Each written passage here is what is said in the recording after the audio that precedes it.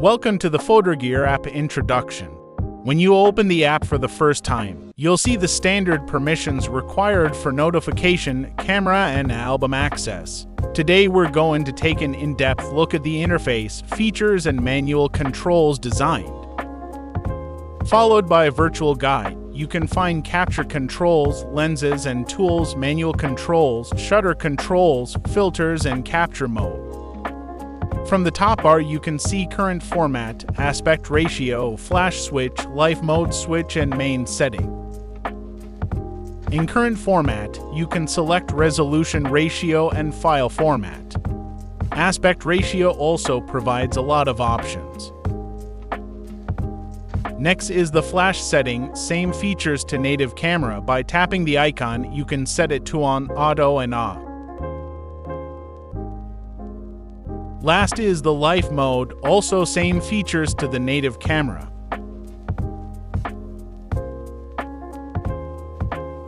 You can also view the parameter by sliding the bar to the left.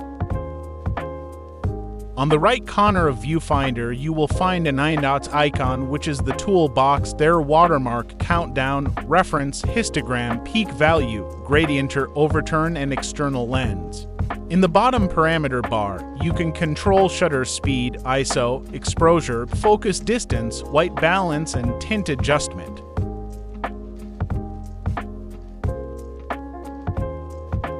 Below you will find the album, capture mode, capture shutter, filter box, and front-back camera switch. When you tap the M icon, it will switch to auto mode, which performs same features as default camera. Tap the camera icon, you will enter the capture mode layout, time-lapse, long exposure, slow motion, lens eyes, video mode, photo mode, Cine-still, portrait, multi-exposure, and burst mode. Enter the filter layout, there's favorite box for fast choosing, followed by all presets FotorGear created.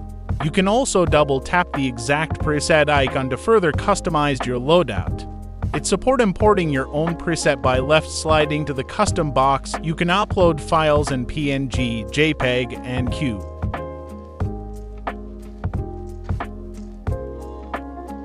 Let's take a look at the video mode. Enter by capture mode, select video.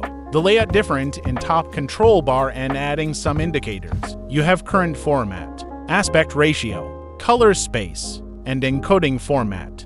In current format, you can toggle resolution ratio and frame. Multiple options also provided in aspect ratio, color space, and encoding format. The storage indicator will show the available recording time and memory. You can configure each parameter in manual mode. Also adding filter in your preference.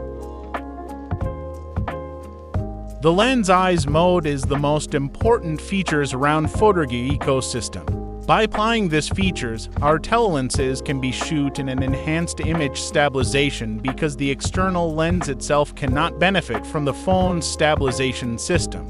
The lens EIS mode only available for 135mm for 100mm mini, for 100mm Pro 2x telelens, 3.5x telelens from FotorGear, and 2.35x from Vivo. It is very simple to use. When you attaching any telelens, enter lens EIS layout from capture mode, select the lens model, and you're all set. Be noted that the telelens must attach on the telecamera mount. Toggle the video icon in right corner can switch to video mode. The filters also available on both photo and video and lens EIS mode. The Cine-still mode is another special features of FotorGear app.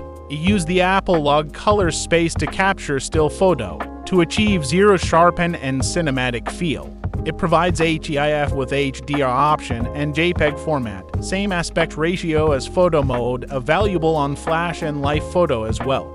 Because it's captured in log format, the image is in gray and flat.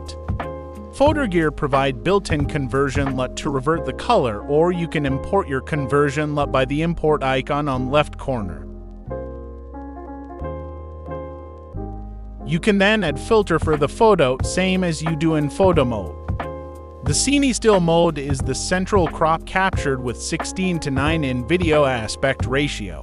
As a result, the main subject appears larger and closer than in photo mode. The final change is the main setting layout, condensed into 5 modules, allowing for quicker browsing and selection. That's all for this tutorial.